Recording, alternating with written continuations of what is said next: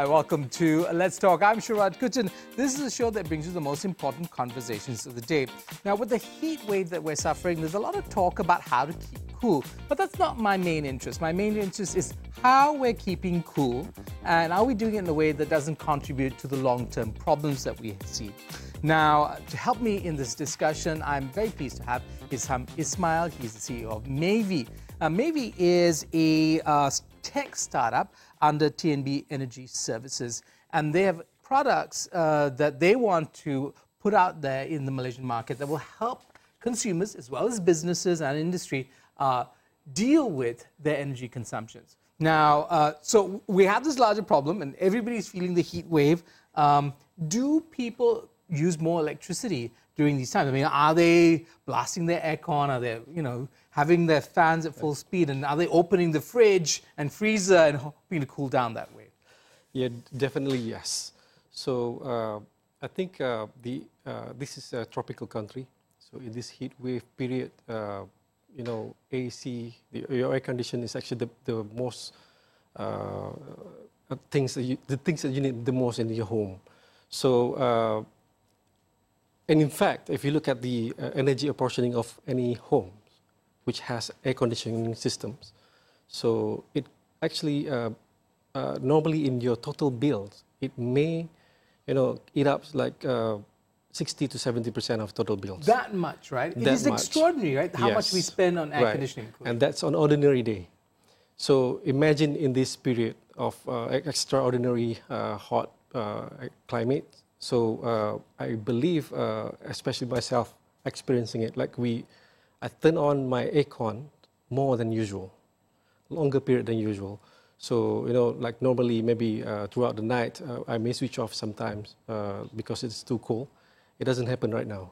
So we have to always turn it on. So that translates directly to your bill. Right. Right? There's an extraordinary fact that some of the biggest contributors to global warming are, in fact, cooling and heating systems and the buildings that we have, right? I mean, is there a problem when you talk about the efficiency of energy use, right? I mean, we all have air conditioning, but are our rooms sealed? Are we losing a lot of that air conditioning that we're putting on? Yep. And so on and so forth. Do you think that our homes are built in a way that optimizes our use of energy? I don't think so.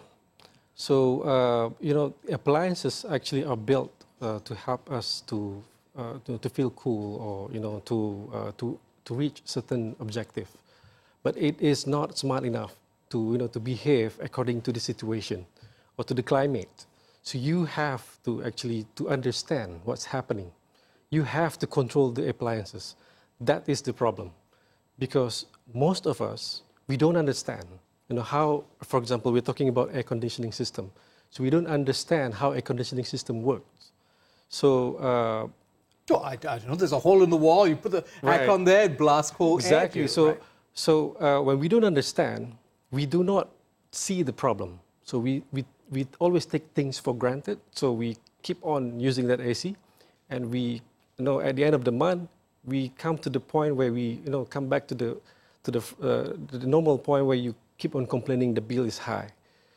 So that's where actually you can do something about it. Right, and it's interesting because your startup actually is under TNB. You would assume that an energy supplier like TNB would want to sell as much electricity as possible and have high bills, but that's obviously not the objective, right? Yeah, so this is like the misconception that everybody has. So everybody thought like, how come TNB is trying to help people to save energy? You're killing your own business. It's not. So TNB, I think from our point of view, so we need to help people to come to the optimized level, not to waste energy. Because when you waste energy, so TNB has to generate using some resources. That means cost. When you waste the energy, that actually goes to drain as well. So that's why we want to help people to optimize, not really to minimize, because you don't want to minimize your energy as well. Because, for example, if you want to minimize, you may have your dinner without your lights on. That is minimizing things. So you want to optimize, and that's jive to what TNB wants to do. Right. I want to I wanted to talk about energy consumption. Is our electricity bill subsidized? I mean, I know a lot of people complain. Malaysians are complainers, right? We complain about things. Now, is electricity subsidized? And is that subsidy potentially a disincentive for people to be efficient in their use of electricity? I think, first of all, I'm not in that position to answer that in detail. But I do believe, yes, not directly subsidized, like, discounting like to a number of, rates somewhere. But if you look at the bills that we have, comparing to what you may supposed to be paying, I believe it is slightly lower. I don't think I want to go that in detail, but I want to talk about maybe when you talk about subsidy, this is what we're trying to do. So when you have your electricity supply and you have to pay the bill, and then you cannot do anything about it. So the bill is the bill, you have to pay. So what we try to do now is to give additional value. You have to pay your bill, yes, but we want to help you to save from other ways. Okay, and one of the things that I guess, coming back to the question of appliances not being smart enough, is that we are actually entering into an age where appliances are becoming smart. They have, using the internet, the ability to monitor themselves and to self-correct and such. So tell us about that. What is it about this happy conjunction between the internet age, the Internet of Things, as it were, and what you're kind of hoping to produce? Okay, so what we try to do here is actually to give you the ability to monitor, right? So when you can monitor, you can understand the situation. Only when you understand the situation, you can solve that problem, that particular problem that's killing you. So that's what we try to enable. So you need to see. That's actually where these maybe names came from as well. It's making electricity visible. So we want to let the user to be able to see the electricity consumption so that they realize that they are wasting or they are okay, or where are their status like. So. Okay, we'll take a short break and we'll come back to this very interesting idea of how you can make visible your consumption habits. Stay tuned to Let's Talk.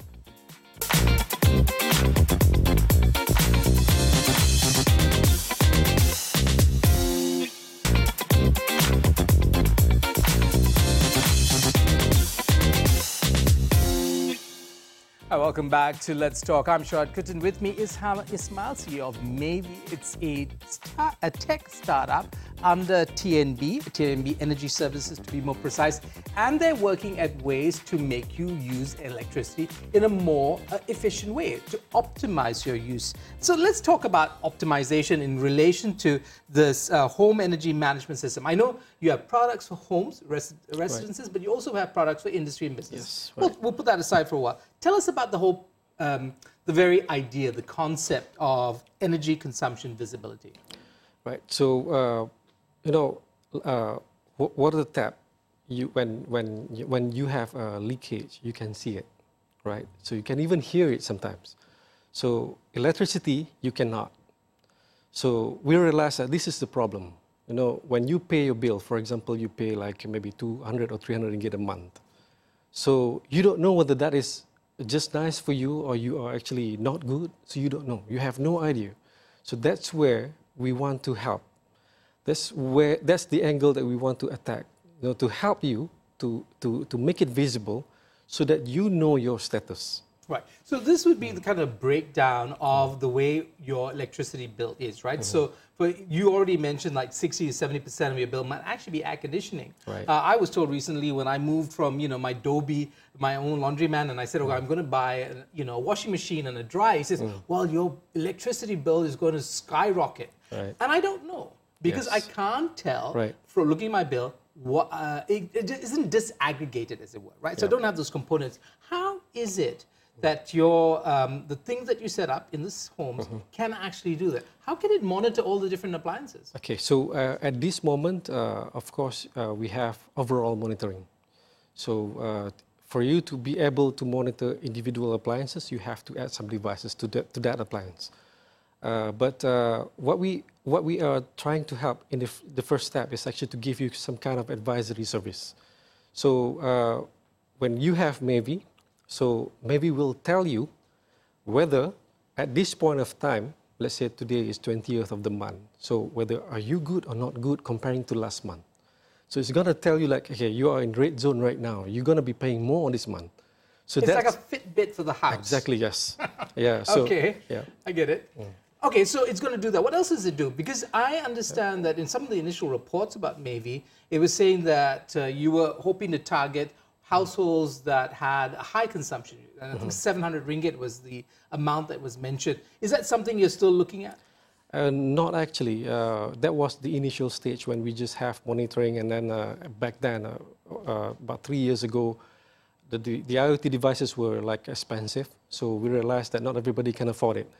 But now, just within the 3 years, the IoT things, the prices are going down. So we able to give solutions to everybody.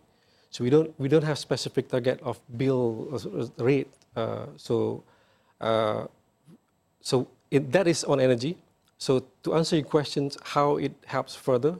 So we have 2 other features, which are number one is actually home automation. Number 2 is home security. So with home automation, you will be able to turn your home smarter, where you can actually schedule individual appliances when you want it to turn on, when you want it to turn off. You can even turn it on and off remotely wherever you are in the world. And some of the appliances, it's even able to read your consumption of that particular appliance. And then for security, we have sensors, a lot of sensors that would help you to monitor your home, like door sensors. Right, so that's not to do with electricity consumption. No, it could be. So it depends. For example, like if you have we have flood sensor, for example.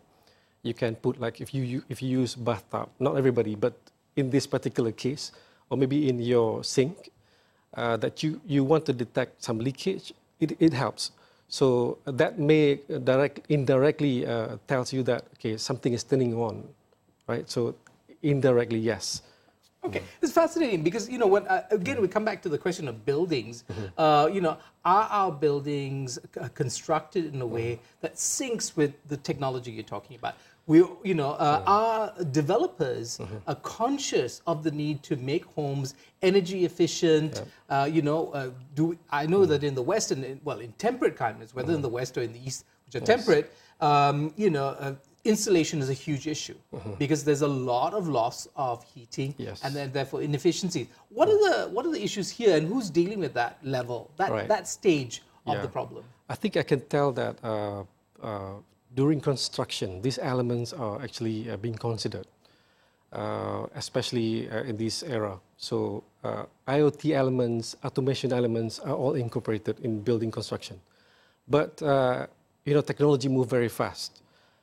They built that building 2 years ago. Now, whatever they used may not be able to cope with the automation that you have that particular day, and plus the environment that you cannot control, extreme hot weather like right now, right? So that actually changes the behaviors of the AC units that you have.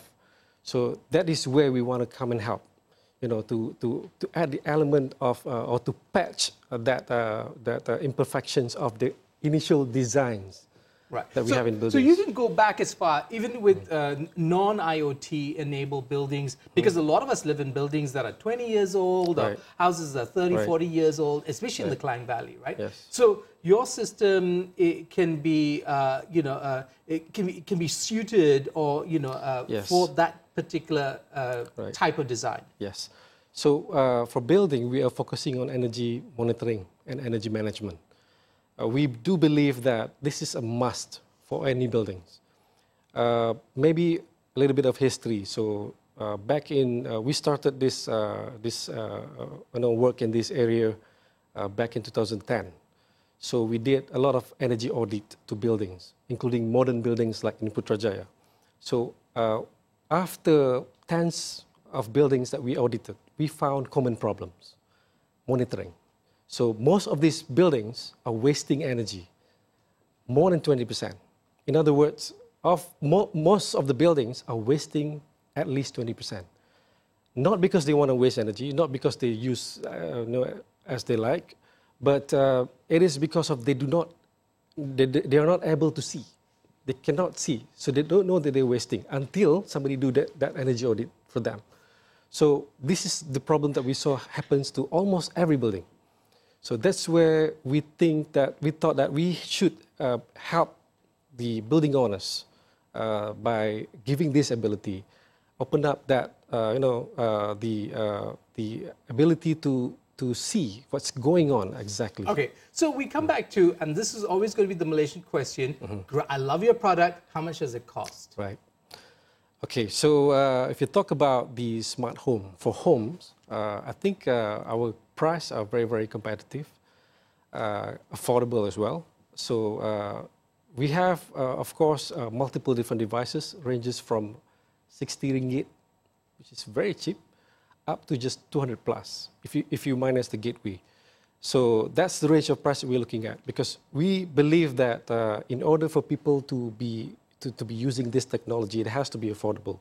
So, but I have some news reports that talk about installations of entry-level packages, 2,000 ringgit or 899, 900. I mean, where are those numbers coming from that were reported in the press last year? Right. So we, from time to time, we have some sales campaign. So we bundle several devices that we thought like it would help in a minimum level of automating, so that the user may be able to save or may be able to enjoy a smarter lifestyle. So it depends on what campaign that we have. So the first campaign that we had, it was for energy awareness. So we bundled up energy management devices.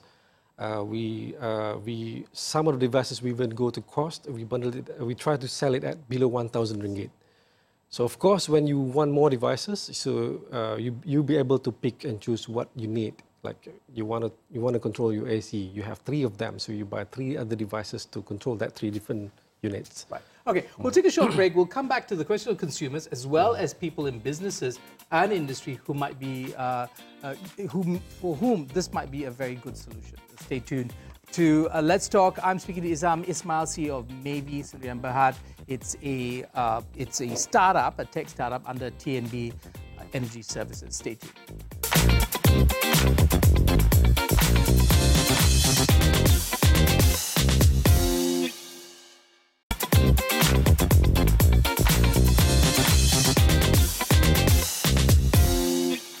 Hi, and welcome back to Let's Talk. I'm Sharaad Kuttan. With me, Isham Ismail, CEO of Maybe. It's a tech startup under TNB's Energy Services, trying to solve some of the problems we have, both as individuals who have homes, but also, more importantly, perhaps in terms of scale, is their management systems for both commercial and industry. So, for commerce and industry, you have Maybe B. Right. B, I guess, stands for building.